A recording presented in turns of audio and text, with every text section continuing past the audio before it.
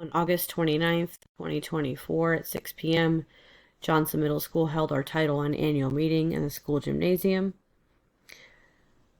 During this meeting, we discussed all of the details for our Title I program for this school year. This is a recording of the slides that we covered during the meeting with Spanish subtitles.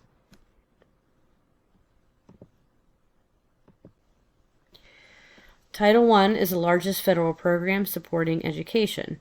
Title I funds must be used for the following. We must support the academic growth of all students attending Title I schools. We must provide extra support to those students that are the furthest from meeting the state standards. And we must train families and provide resources that can successfully help their children at home and improve academic achievement.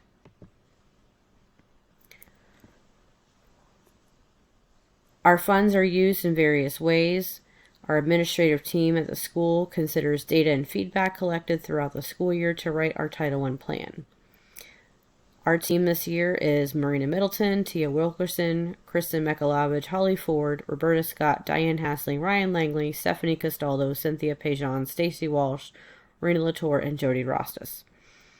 Every school has a school advisory council that is composed of parents, teachers, staff, community members, administrators, and students that review the draft Title I plan and make suggestions. Copies of our Title I plan and school improvement plan are available in the front office in the Title I parent notebook. This year, we're provided with $295,488 to pay for highly qualified teachers, instructional coaches, professional development for teachers, and programs for our students. The following is how we decided to divide up the funds. We decided to use $220,000 for personnel. We purchased an extra guidance counselor, literacy coach, science coach, math, and a math interventionist.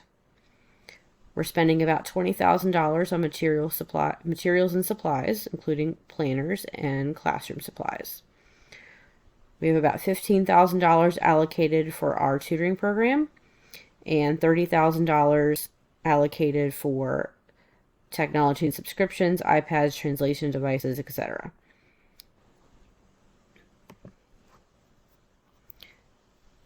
So last year, on our statewide assessments, our ELA scores increased from 49 to 53%.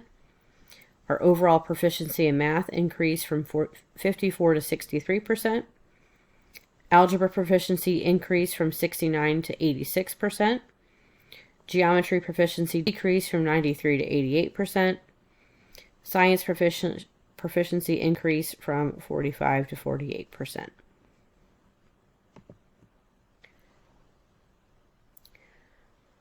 On our school improvement plan, we have multiple goals. First goal is to increase proficiency on FAST PM3 for ELA. We're going to conduct data chats with students, conduct a literature study to increase reading stamina. We're going to have a literacy parent night, and we're going to have our literacy coach work with struggling students. And we're going to be using critical reading strategies and focus notes in the classroom. All students were provided with a student planner, binder, dividers, paper, pens, and pencils. Our second goal is to increase proficiency on the statewide science assessment for 8th grade. We will also conduct data chats with these students. We'll have a science night for parents. We're going to purchase additional science materials and supplies, software subscriptions like Breakout EDU and quizzes. We're going to utilize the coach to work with struggling students. We're going to hold science skills days. Critical reading strategies and focus notes will be used in the classroom. Our third goal is to increase proficiency on FAST PM3 for math. We'll also be conducting data chats here. We're going to have another math night for parents. We have additional math materials and supplies that we've purchased. We're going to utilize our math interventionists to work with struggling students. And we're going to have focus notes and skills days. And we're going to have our math interactive notebooks. Our fourth goal is to improve school culture. We're going to refine school-wide policies and procedures, implement an electronic hall pass system. We're going to provide and expand our tutoring program, provide more school-wide supplies, school-wide student events and activities, provide more incentives to students who show academic improvement and achievement, and students who consistently follow our reps, respectful, engaged, prompt, prepared, and safe. Florida's educational standards establish high expectations for all students in the areas of reading, writing, math, and science. For ELA and math, we have the Florida BEST standards, benchmarks for excellent student thinking. Identify what your child needs to know and be able to do. You can go to cpalms.org, click on the standards tab at the top of the page.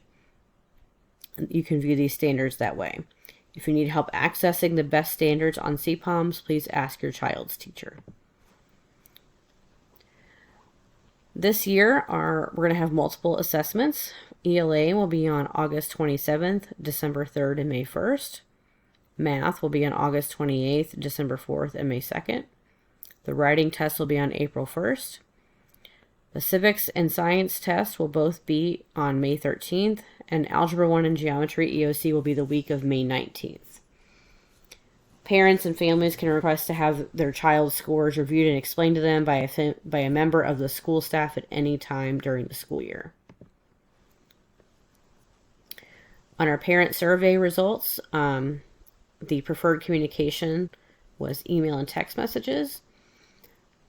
Parents that responded prefer Tuesday, Wednesday, and Thursday events. Parents requested to have a math night, family fun night, transition to high school night. And you also requested to have more volunteering opportunities. There is a QR code that was available to sign up to be a volunteer. More information on volunteering can be obtained by contacting the front office at 321-242-6430. In our parent and family engagement plan, we have lots of upcoming events. September 25th, we had our Focus Student Launchpad School Expectations Night. October 25th is Trunk or Treat. On the 29th, we had parent-teacher conferences. We'll be having a math night on November 13th. On December 17th, we have our 8th grade transition to high school night. January 23rd is for our incoming 7th graders. On February 6th, we're having a literacy night. On March 6th is parent-teacher conferences. March 27th is our science night. And April 7th will be our 7th grade transition to 8th grade night. Each school is required to have a school parent compact that is jointly developed with parents. The compact outlines how parents and the entire school and staff and students will share the responsibility for improved academic achievement. The compact is required to be revised each year using input from parents, students, and teachers. So in our compact, in the classroom, teachers will communicate with child's parents and have students update their planner and will update grades and focus regularly. At home, parents can encourage their child to study, complete assignments, review the child's planner, communicate with child's teachers, help the child stay organized with their binder in their backpack. Students should review notes, study, use their planner, stay organized, and complete their assignments.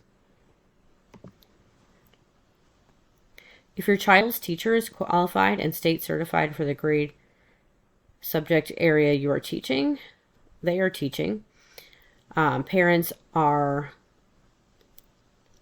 may request information regarding this information for their child's classroom teacher at any time. They can also request if the instructional assistant working with your child is highly qualified. If your child has been taught for 4 or more consecutive weeks by a teacher who does not meet the state certification or licensing, parents will be notified in writing. Parents also have the right to know about child's standardized test results, intervention, progress, monitoring results, and classroom grades.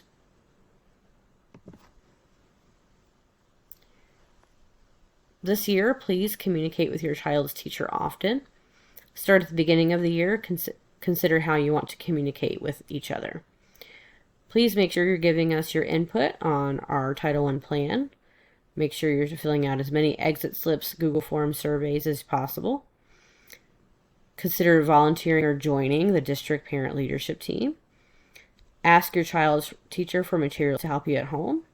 Or you can reach out to me, Diane Hassling, at hassling.diane@brevardschools.org if you would like more information on working with your child at home.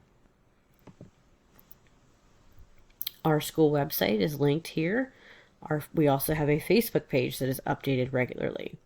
Please note the translate feature that is available in case you speak a different language.